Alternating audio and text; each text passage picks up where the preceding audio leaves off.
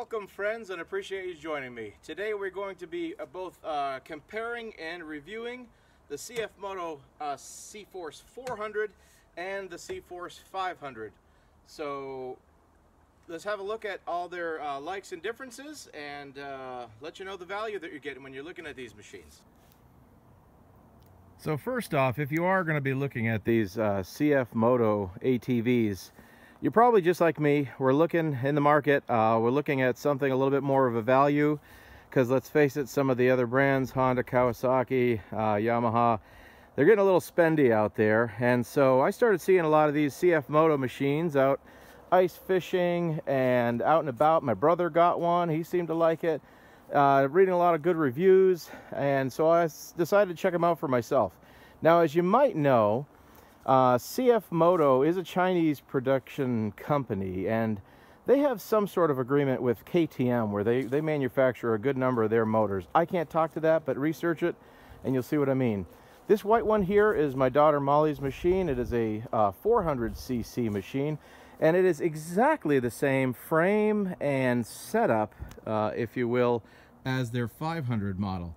A couple of key differences I wanted to point out. If you can see, notice right off the bat that the racks are metal on the 400.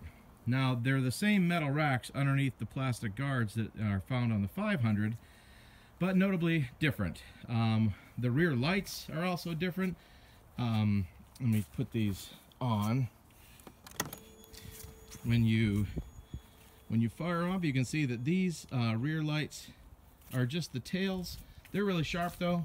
When on the 500, if you'll bear with me here, we'll turn these on. It's kind of lit up across the whole back. Other than that, I believe that they have more LEDs than the 400 does as well. One of the other key differences that you'd notice is the rims. On the 500cc machine, you're getting aluminum alloy rims on a, I believe that's a 25-inch tire. On the 400, you are going to get a 24-inch tire on a steel rim.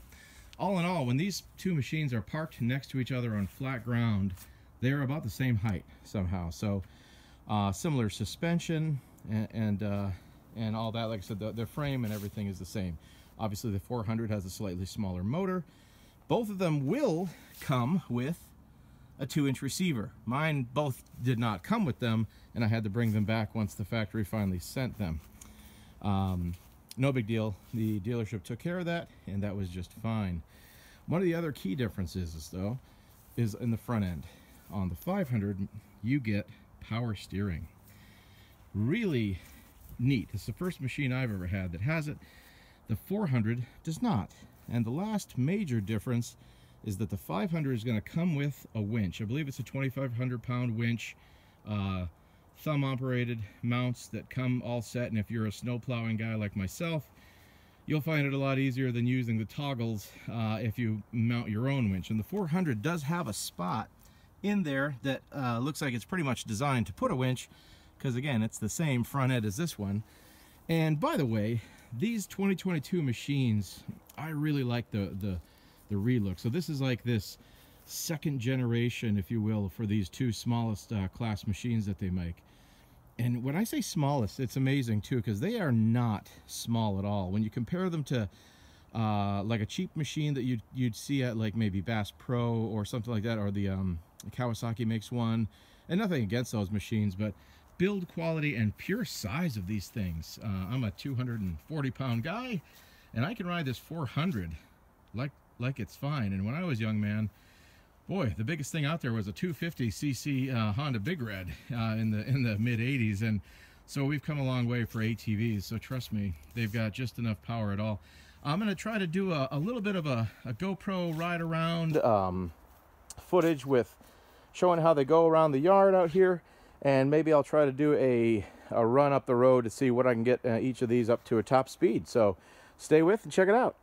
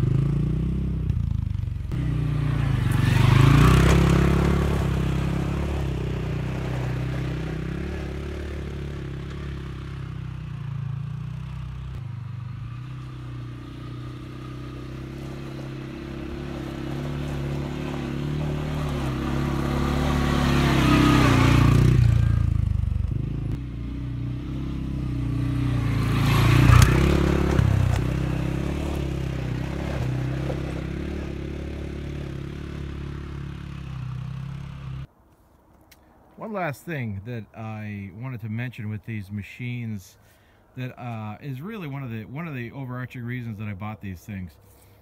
All their machines, their ATVs anyways, come with a fuel injection system made by Bosch, and I have spent many of my days trying to rebuild and fix carburetors rather than going on family rides.